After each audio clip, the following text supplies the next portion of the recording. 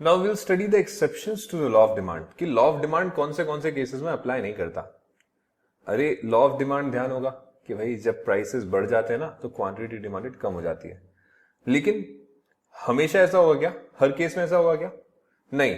जैसे एक बहुत बेसिक सा एग्जांपल है कि अगर कोई चीज बहुत नेसेसरी है, जैसे आपको कोई बीमारी है, डिजीज है, उसके लिए आपको एक कंटिन्यूस मेडिकेशन पे रहना पड़ता है।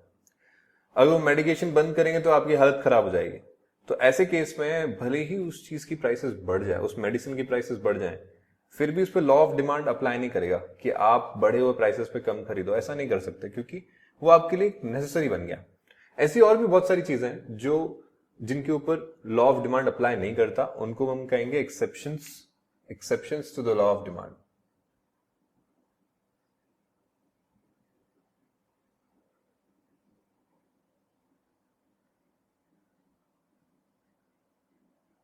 एक्सेप्शन का मतलब कि इनको छोड़ करके बाकी सारी चीजों पर लॉ ऑफ डिमांड अप्लाई करता है, इन पे नहीं करता। एक तरह से ये वो सारे केसेस हो गए जहां लॉ ऑफ डिमांड काम नहीं करेगा, ऐसा मान के चलिए। सो एक्सेप्शंस में मैं आपसे एक एक करके सारे एक्सेप्शंस आपके साथ डिस्कस करता हूं। पहला जो एक्सेप्शन है दैट इज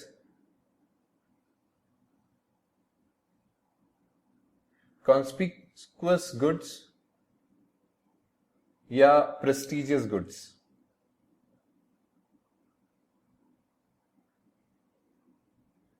और भी बहुत नाम है इसके, वेबलन गुड भी बोलते हैं इनको, Veblen goods, snob appeal goods, goods of social distinction. ये सारी चीजें, ये सारे नाम, goods of social distinction, conspicuous goods, prestigious goods, Veblen goods, snob appeal goods, ये सब एक ही तरह की चीजों के बारे में बताया गया है कि भैया ये सब इनके नाम है। कैसी चीजें? ऐसी चीजें जिनकी प्रेस्टिज जुड़ी होती है उनके महंगे होने से। जैसे जैसे नेकलेस, एक नेकलेस है जो महंगा है ना, तो ही उसकी ज्यादा वैल्यू है। अगर वो महंगा नहीं होगा, सस्ता बिकेगा, तो उसकी वैल्यू नहीं होगी। आप खुद सोचिए, आपको अगर कोई ज्वेलरी खरीदनी है और आप 10,000 की ज्वेलरी ले आओ, तो आपको खुद को शक होगा, यार 10,000 की ज्वेलरी कैसे आ गई? आपकी डिमांड 10,000 की ज्वेलरी के लिए तो नहीं होगी, आप सोचोगे कम से कम 1 लाख की होनी चाहिए। सो व्हेन वी कंपेयर कि आप मान के चलो आपके पास पैसे का प्रॉब्लम नहीं है, 10,000 की एक ज्वेलरी और एक लाख की ज्वेलरी, आप किस तरह की ज्वेलरी की डिमांड आपकी ज्यादा होगी?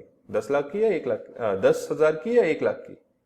So answer should be 1 lakh. दिमाग में ये आ रहा है मेरे, तो आपके भी ये आना चाहिए। क्यों सर, ऐसा क्यों?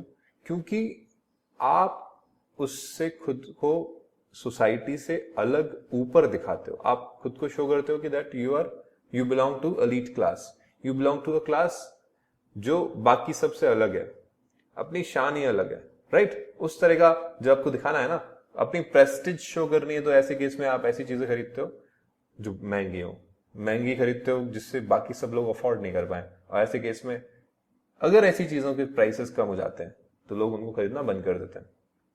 फॉर एग्जाम्पल मैं बोलूं कि आईफोन 11 बहुत सस्ते में मिलने लग जाए 10,000 रुपीज में, बहुत सारे लोग नहीं खरीदेंगे उसको। क्यों नहीं खरीदेंगे? क्योंकि आज वो इसलिए खरीदा था कि उसकी प्राइस रेंज ऐसी है जिसमें बहुत सारे लोग नहीं जा पाते, तो एक एक्सक्लूसिविटी बनी हुई है। सो कॉन्स्पिक्यूअस गुड्स या वेबलन गुड्स वो होते हैं जो आपकी प्राइस के साथ आपकी प्रेस्टिज को बढ़ाते रहते हैं। मतलब higher the price, higher is the prestige and higher is the demand. इस तरह का यहां पे सिनेरियो चलता है। These are conspicuous goods. इसी से मिलता जुलता नाम है कॉन्स्पिक्यूअस नेसेसिटीज।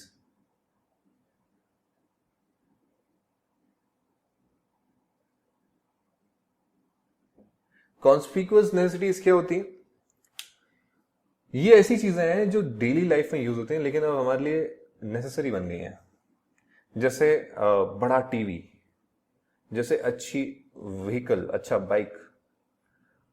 आप अगर इस तरह की चीजें नहीं रखेंगे ना, तो सोसाइटी में अपनी जगह नहीं बना पाएंगे। मान के चलिए कि आपके फ्रेंड ने एक नया फोन खरीदा है, टच स्क्रीन फोन। आपके पास अब तक फोन नहीं था। जब आपके फोन ने टच स्क्रीन फोन खरीदा, आपके फ्रेंड ने टच स्क्रीन फोन खरीदा, धीरे धीरे करके आपके पूरे ग्रुप के पास टच स्क्रीन फोन आने लग गए, आप ही रह गए उसमें से।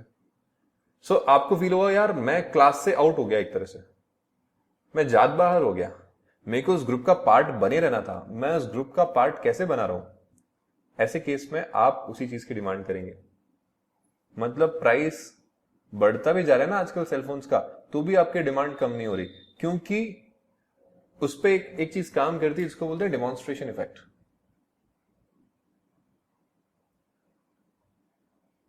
So what is demonstration effect?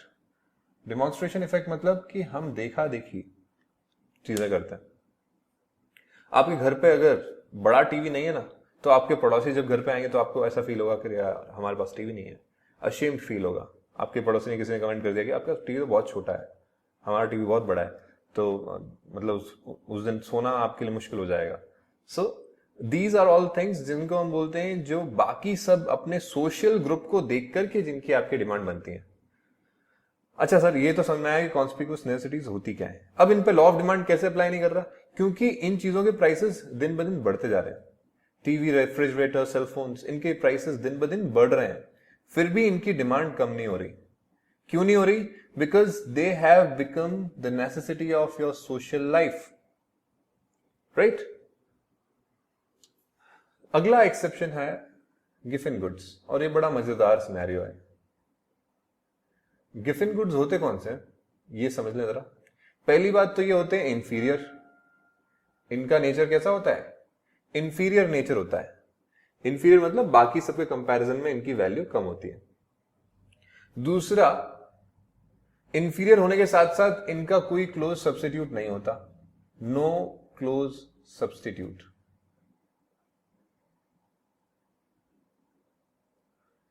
No close substitute और इंफीरियर होने के साथ साथ ये नॉर्मल गुड्स के साथ इस्तेमाल होते हैं। सर क्या मतलब हुआ? एग्जाम्पल देके समझाइए। एग्जाम्पल के तौर पे मैं बताऊंगा कि गिफिन गुड्स के केस में प्रोफेसर गिफिन ने ये कॉन्सेप्ट दिया। ऐसे ही यहाँ पे वेबलिन गुड्स नाम है ना, ये प्रोफेसर वेबलिन की वजह से पढ़ा। So both were economist. Veblen goods के बारे में वेबलिन ने बताया और गिफिन गुड्स के बारे में बंदे ने बताया जिसका नाम था गिफिन, रॉबर्ट गिफिन। सो गिफिन गुड्स में उन्होंने बोला कि यार ही ऑब्जर्व दैट जो लेबर क्लास है इंग्लैंड की, वो लोग दो चीजें खाते हैं। वो लोग अपने खाने में जनरली दो चीजें लेते हैं, one is bread and another is pork. Pork होता है पिग का मीट। इंडिया में तो हम लोग इसको सोचते हैं कि ये खाने लायक नहीं है, लेकिन ये डेलिकेसी मानी जाती है बाहर की कंट्रीज में।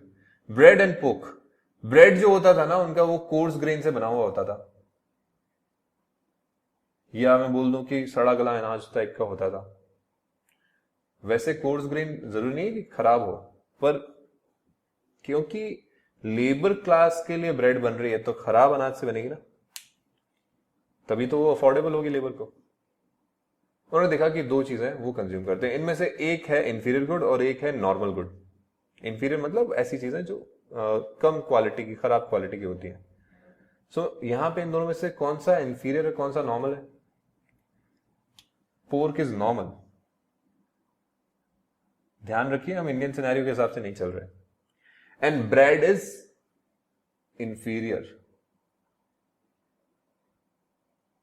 तो रॉबर्ट गिफिन ने क्या ऑब्जर्व करा कि वो लोग दो चीजें खाते हैं, ब्रेड और पोर्क, और ऐसा करते टाइम ब्रेड का कंजम्पशन ज्यादा होता है क्योंकि वो it act as a good filler, उनकी भूख काफी शांत हो जाती है इससे। लेकिन पोर्क एक तरह से वो टेस्ट के लिए खाते हैं, they consume it for taste rather than as a filler. मान लीजिए कि कोई लेबर 100 यूरोस कमा रहा है, उसमें से वो 90 का अगर खर्चा करता है ब्रेड पे, तो पोर्क पे बाकी बचा हुआ 10 का खर्चा करेगा, राइट? आप ध्यान से समझना, ब्रेड खाना जरूरी है और पोर्क इसलिए खा रहा है इंसान जिससे एक तरह से गम बुला पाए, तो ये जरूरी नहीं है, राइट? अगर यहां पर ब्रेड का प्राइस बढ़ जाए 90 से इंक्रीज होकर के, लेट्स से ये जितनी ब्रेड पहले ये लेबर खाता था वो 90 की नहीं आती, अब 95 की आती है,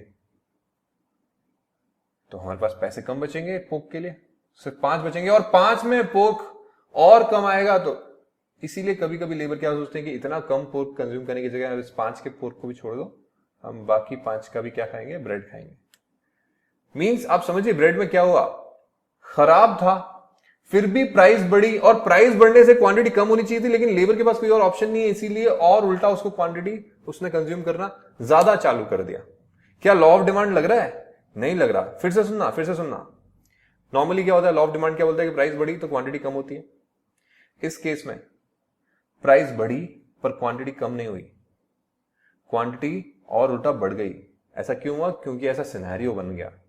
इस तरह के गुड्स को बोलते हैं Giffen goods. Giffen goods are inferior goods with no close substitutes. जैसे यहां जो ब्रेड है ना, इसका कोई क्लोज सब्स्टिट्यूट नहीं है, तो इसको खाना ही पड़ेगा, और इसको खाना पड़ेगा, दूसरी वाली चीजों को सेक्रीफाइस करके खाना पड़ता है तो भी खाना पड़ेगा।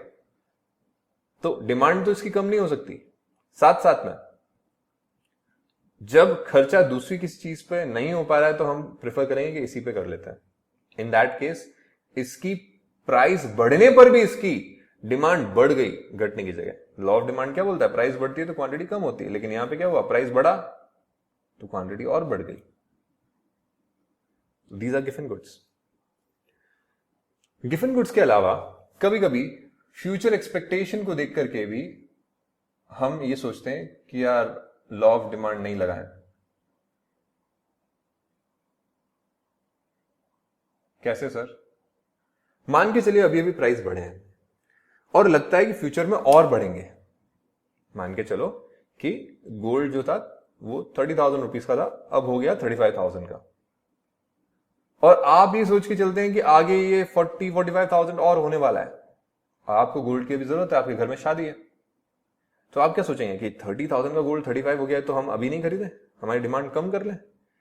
नहीं, आप उल्टा ये सोचोगे कि 35 का है, ये आगे जाके 40-45 का हो जाएगा, इससे बढ़िया अभी खरीद लो। तो फ्यूचर में if you are expecting the prices have increased but they are expected to increase further in future, then what will you do? Then you will demand higher even when the prices are high. और ऐसे case में आपने law of demand को follow नहीं किया, right? Future expectation के case में क्या हुआ कि prices are increasing and are expected to increase further.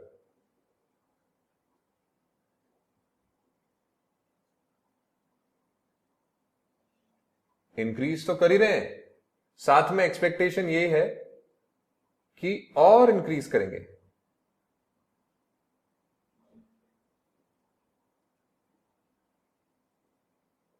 तो उस केस में भी आपका लॉ ऑफ डिमांड अप्लाई नहीं करेगा।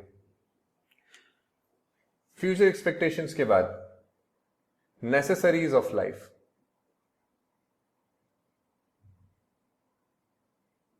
ऐसी कुछ चीजें होती हैं जो लाइफ के लिए बहुत जरूरी हैं, जैसे मेडिसिन हो गया, जैसे सॉल्ट हो गया। इन सब चीजों के अगर प्राइसेस बढ़ भी जाएंगे ना तो भी इनका कंजम्पशन कम नहीं करेंगे, और कंजम्पशन कम नहीं कर रहे इसका मतलब क्या हुआ कि इन पे लॉ ऑफ डिमांड अप्लाई नहीं कर रहा। तो नेसेसरीज ऑफ लाइफ पे भी लॉ ऑफ डिमांड अप्लाई नहीं करता। कुछ गुड्स होते हैं जिनको बोलते हैं स्पेक्युलेटिव गुड्स। ये कौन से गुड्स होते हैं सर?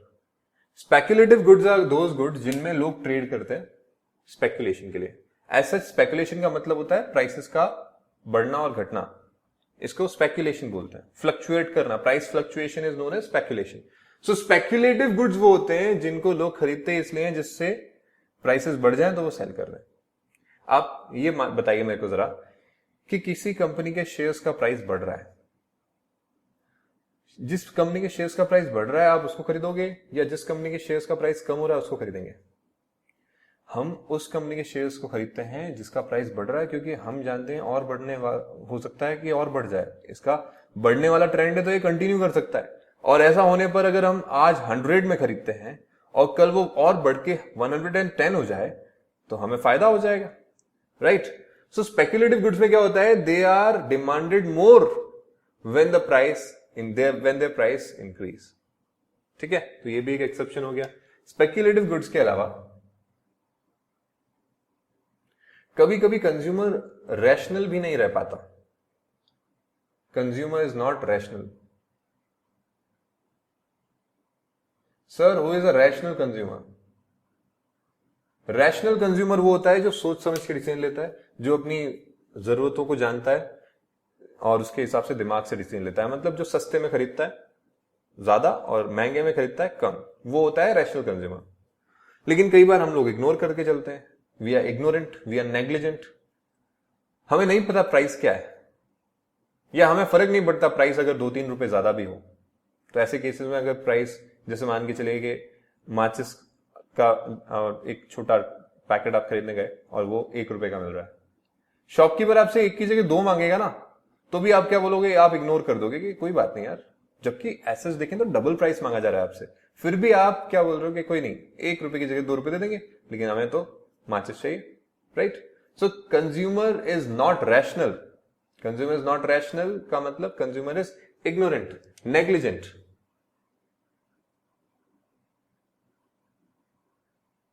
तो इग्नोरेंस के केस में भी लॉ ऑफ डिमांड अप्लाई नहीं करेगा। हम हमेशा सोच के थोड़ी बैठेंगे कि यार लॉ ऑफ डिमांड अप्लाई हो रहा है।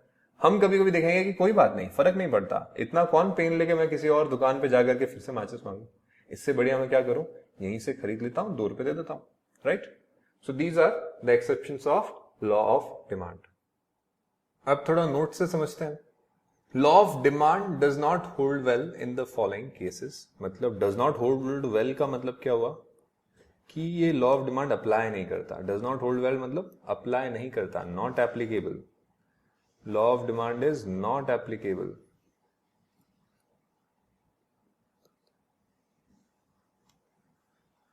Not applicable in the following cases. पहला है कॉन्स्पिक्यूअस गुड्स, या आर्टिकल्स ऑफ प्रेस्टिज वैल्यू, या स्नॉब अपील गुड्स, या वेबलन गुड्स। किसने दिया था? बंदे का नाम था वेबलन, इसीलिए इसको क्या बोलते हैं, इसको वेबलन गुड्स बोलते हैं।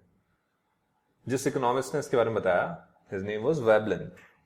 These are goods whose utility is directly related to its price, जिसका यूटिलिटी और प्राइस का कनेक्शन होता है। प्राइस ज्यादा होगा ना, ऐसा सोच करके लोग क्या सोचते हैं कि उसकी यूटिलिटी भी ज्यादा होगी। ऐसी चीजों में होता है जनरली जो आपको समाज में अलग दिखाते हैं, जो सोसाइटी में आपको अलग शो करते हैं। These goods are bought less at low price and more at high price. जैसे डायमंड्स हो गए, डायमंड अगर सस्ता डायमंड मिलेगा तो आप नहीं खरीदेंगे शायद, या सस्ते डायमंड की डिमांड कम होती है और महंगे डायमंड की डिमांड ज्यादा होती है। ऐसा क्यों? ऐसा इसलिए क्योंकि ये गुड्स होते हैं कॉन्स्पिक्यूअस गुड्स। नेक्स्ट है कॉन्स्पिक्यूअस नेसेसिटीज। नेसेसिटीज मतलब बताया था मैंने, कॉन्स्पिक्यूअस नेसेसिटीज वो जो रोजमर्रा की लाइफ के आपकी जरूरत है, इसलिए बन गई है क्योंकि सोसाइटी जिसमें आप रहते हो वहां पे लोगों को इसकी आदत होती है। Demand for certain goods is affected by demonstration effect. Demonstration effect, yes, demonstration effect मतलब देखा देखी। आपका फ्रेंड लेके आया तो आपको भी कुछ लाने की इच्छा होगी, इस तरह से।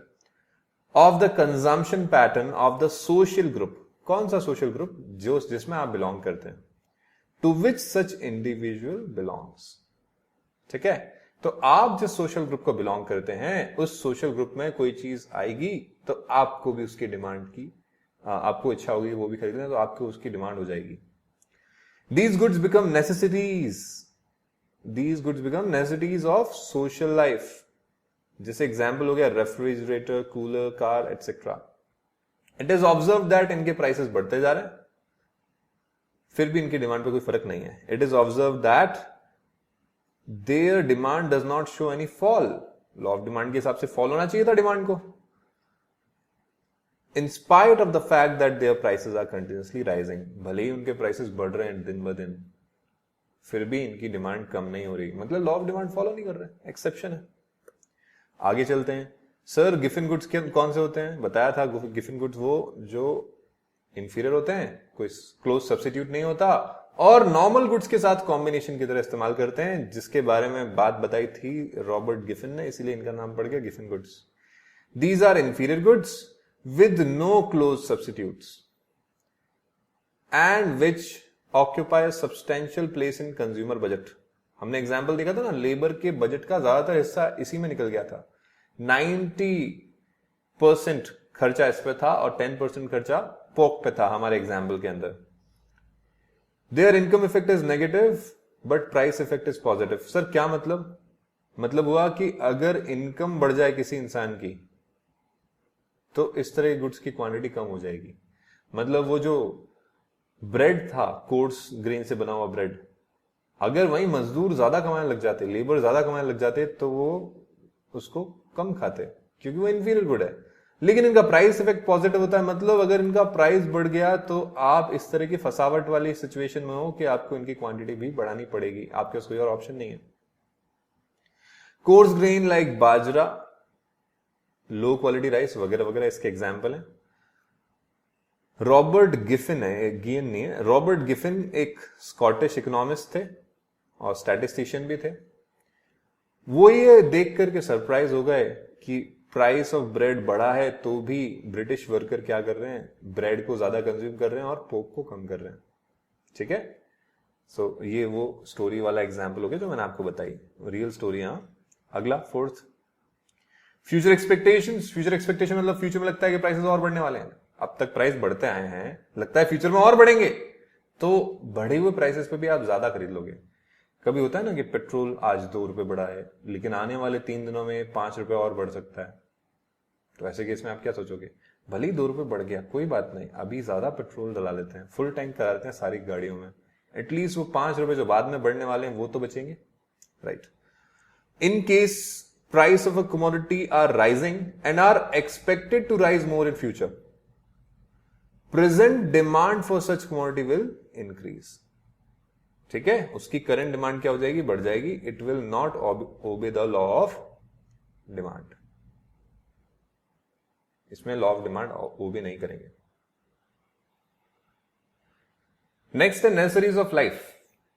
नेसेसरीज ऑफ लाइफ मतलब ऐसी चीजें जो आपके जिंदा रहने के लिए, आपकी लाइफ की नॉर्मलाइजेशन के लिए जरूरी है। मेडिसिन हो गई, सॉल्ट हो गई, खाने पीने का सामान हो गया। Commodities which are necessary for day to day life do not follow the law of demand. भले ही प्राइस बढ़ जाते हैं तो भी क्वांटिटी हम कम नहीं करते। Sir law of demand follow न करने का मतलब ये नहीं हुआ कि प्राइस बढ़ रहा है तो क्वांटिटी बढ़ेगी बढ़ेगी, ऐसा नहीं है। प्राइस बढ़ने से जो होना चाहिए था वो नहीं हो तो लॉ ऑफ डिमांड फॉलो हो रहा है। मतलब प्राइस बढ़ने से क्वांटिटी कम होनी चाहिए थी और क्वांटिटी उतनी की उतनी रही तो भी लॉ ऑफ डिमांड फॉलो नहीं हुआ एक तरह से। ठीक है, तो नेसेसरीज ऑफ लाइफ में क्या होता है, भले ही प्राइस बढ़ जाता है तो भी हम उनका कंजम्पशन कंटिन्यू रखते हैं और इसलिए लॉ ऑफ डिमांड नहीं लगता। Consumer may not reduce the quantity demanded of such commodities even if the price increases, भले ही प्राइस बढ़ जाए। ठीक है सर, नेसेसरीज ऑफ लाइफ में लॉ ऑफ डिमांड नहीं लगता। नेक्स्ट स्पेक्युलेटिव गुड्स कौन से होते हैं, जिनमें हम ट्रेडिंग करते हैं, ठीक है, स्टॉक्स एंड शेयर्स वगैरह। In the speculative markets like market for stocks and shares, it may happen that more will be demanded when the prices are rising. Stock market बढ़ रहा है ना, उस टाइम लोग शेयर खरीदते हैं, और जब स्टॉक मार्केट क्रैश हो रहा होता है तो उस टाइम कोई नहीं खरीदता है, क्योंकि खरीदना और बेचना यहाँ पे ट्रांजैक्शन के पार्ट हैं। खरीदा है तो बेचना ही पड़ेगा, बेचा है तो खरीदना भी पड़ेगा, इस तरह का होता है, ये नॉर्मल गुड्स की तरह नहीं होते। So less will be demanded when the price decline, यहां तो लॉ ऑफ डिमांड लग ही नहीं रहा एक तरह से। और लास्ट पॉइंट क्या है, अगर कंज्यूमर रैशनल नहीं है, if the consumer is not rational और is not knowledgeable about the market condition, knowledgeable नहीं है, लॉ ऑफ डिमांड में नॉट अप्लाई। कंज्यूमर को पता नहीं है कि प्राइस कितना होता है, जैसे मैं पूछूं आपको नमक कितने रुपए किलो आता है, आपको नहीं पता, ओरिजिनली आता है मान लीजिए 20 रुपीज का, आप मार्केट से ले आए 22 रुपीज का, क्योंकि आपको पता ही नहीं था, उतना ही लेके आए, प्राइस बढ़ा हुआ मिला तो भी उतना ही ले आए। हाँ, क्यों? बिकॉज यू आर इग्नोरेंट और यू आर नॉट नॉलेजेबल। तो आप नॉलेजेबल नहीं है या इग्नोरेंट हैं, इसका मतलब आप एक रैशनल कंज्यूमर नहीं है, और जब कंज्यूमर रैशनल नहीं होगा तो लॉ ऑफ डिमांड नहीं लगता। ऑलराइट, तो ये सब हो गए हमारे केसेस जिनको हम बोलते हैं exceptions to law of demand.